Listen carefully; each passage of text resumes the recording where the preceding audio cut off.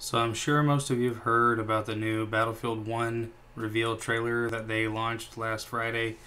I decided to wait a few days before releasing this video just to kind of let the dust settle and everything, and um, give myself plenty of time to really think about what it is that I saw, especially when, comparing it to Call of Duty and what they're doing with their franchise nowadays and stuff. So I just wanted to kind of wait and see a few days later, after my hype kind of went down a little bit, to really be able to talk about this. So that's what I'm going to do now. So everyone knows that Call of Duty is receiving a ton of shit for their trailer that they released, their gameplay trailer. Everybody's kind of griping and complaining that they're taking it into the future, and I kind of agree with them. I think that that's not really something that I was wanting in a new Call of Duty game. They've been kind of going further into the future with every game in the installment, or every installment in the series for a while now, and I got bored with it, a long time ago. I haven't bought the last few Call of Duty games, and I don't plan to buy any more, maybe ever. The only thing that looks good to me is the Modern Warfare Remastered, which I won't buy because it requires the purchase of Infinite Warfare, which looks like crap, and I'm not paying $80 for a remastered game that came out 10 years ago or something like that. So I'm just not going to worry about it, at least for now. If they decide to sell it separately later, which I kind of suspect they will, then I'll pick it up. But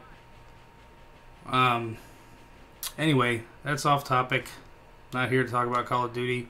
Here to talk about Battlefield 1. And it looks great.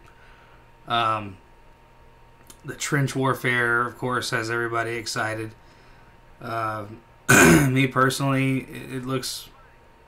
The trench warfare is going to be great and everything, but I can't wait to see what the dogfights are going to look like, the aerial combat and things like that, because the really great thing about World War I is that they didn't have,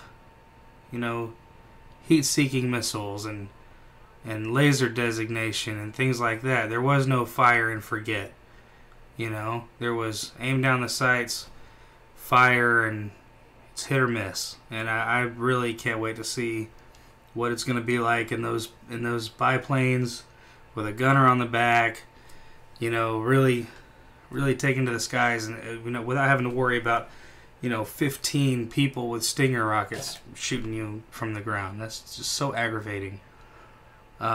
It's really exciting to me. I also can't wait to see, I can't wait to see everything, but the blimps look amazing. I can't wait to see what they're going to be able to do, whether you can spawn in them, sort of like the gunship, maybe. I don't know. Maybe it's something you have to destroy if you're on the opposing team or something like that. There are so many possibilities. There are so many things they could do with that era in their game modes and things like that. So I'm really anxious, and I'm so happy that they are not making us wait a year and a half or 2 years after the initial reveal, because there are so many game companies out there who do that. Granted, sometimes it's not intentional, but with Zelda and things like that, they release a gameplay trailer or reveal, I should say. I think it was E3 of 2013 or 2014, I'm not sure.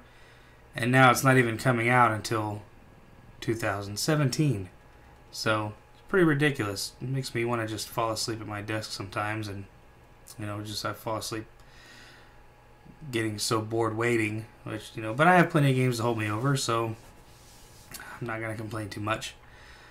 But yeah, so for those of you who don't know, the Battlefield franchise is my favorite first-person shooter.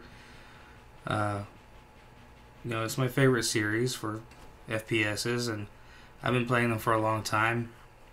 I started back in 2005 on PC with Battlefield 2. Battlefield 2 was also the first time I was introduced to Commander Mode, which was brought back in Battlefield 4. And in Battlefield 4, it was done quite differently. But one thing that they didn't change is how the commander could team kill. And it's never really intentional, I guess, but oh man, is it aggravating.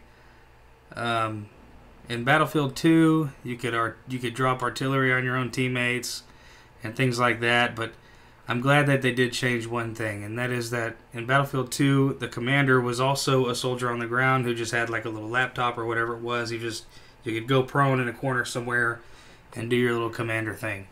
The bad part about it was he'd be really selfish. He'd only put UAVs on himself. He would only drop supplies for himself.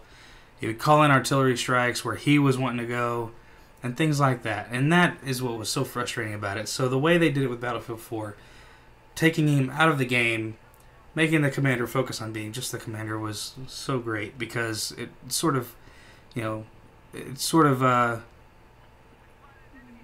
made it to where he wasn't able to be so selfish. And if he is selfish, it's just to the point where he's gonna pick a favorite squad and just help that squad. But at least he's helping somebody other than himself. So it was an improvement. But I don't really see very many people using commander mode. I don't use it that much. It's kind of fun, but it's not something I can sit and do all day.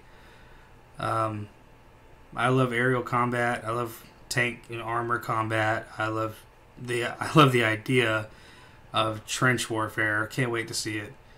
Can't wait to see how the melee combat is going to work with the different weapons, and now the different melee weapons have stats and things like that, which makes me wonder.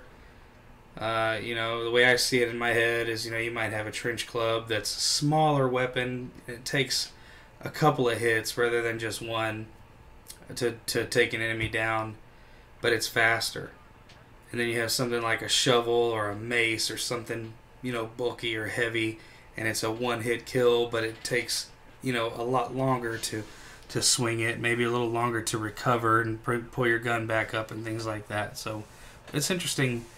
It'll be interesting to see how they do that. But it has been confirmed that they do have their own stats. So that's kind of what I suspect will happen. But, that's just what I think, and we'll see what happens. The horse combat.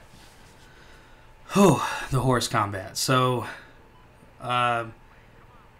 they haven't really confirmed that you can ride horses, but they pretty much have confirmed that you can ride horses. I actually watched the live stream on Friday at 4 o'clock. I was fortunate enough to be able to watch that before I had to leave for work, and they did not, and they did confirm that you can ride horses and charge into battle on horseback, and that sounds so cool, because they have shown off some weapons in the reveal trailer that a couple other people have broken down on their YouTube channels, and you see them carrying maybe those, I don't know what kind of weapon it is, but it's a giant, what looks like a rifle. It's an anti-tank gun, and you can post up with that or whatever, and I'm sure you can ride a horse into battle carrying TNT or dynamite or something along those lines, and it'll pretty much be a pretty even fight, which I think sounds really cool. And not just that, but being able to mow down infantry on horseback just sounds like something really interesting to do in a 64-player battle online. So, can't wait to see it.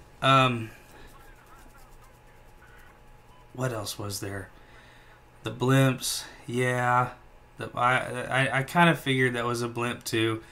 When I heard the rumors that it was a World War I, or that it could possibly be World War I, just the look on the soldier's face when he looked up, and that shadow just cast over him, and it wasn't like he was just looking at something. He was terrified of something that was looming, and I just knew. I said, that's got to be a blimp. It looks like it's moving too slow to be a jet or somebody just walking by. That's got to be something big, and I called it, and I was so happy that I was right, because I want to see them in action. I want to see what they can do.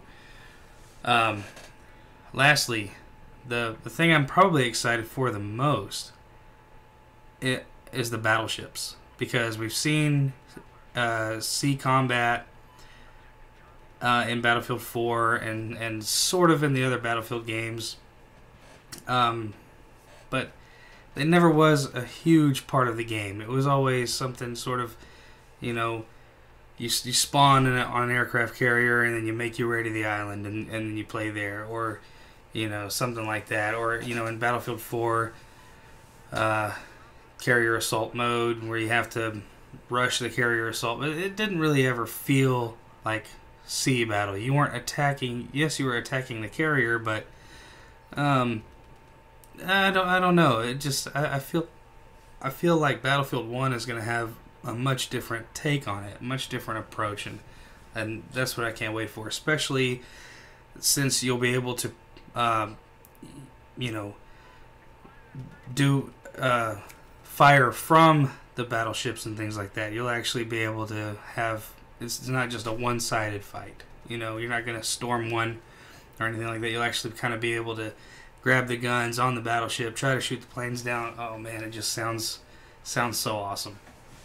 But I think that's pretty much it.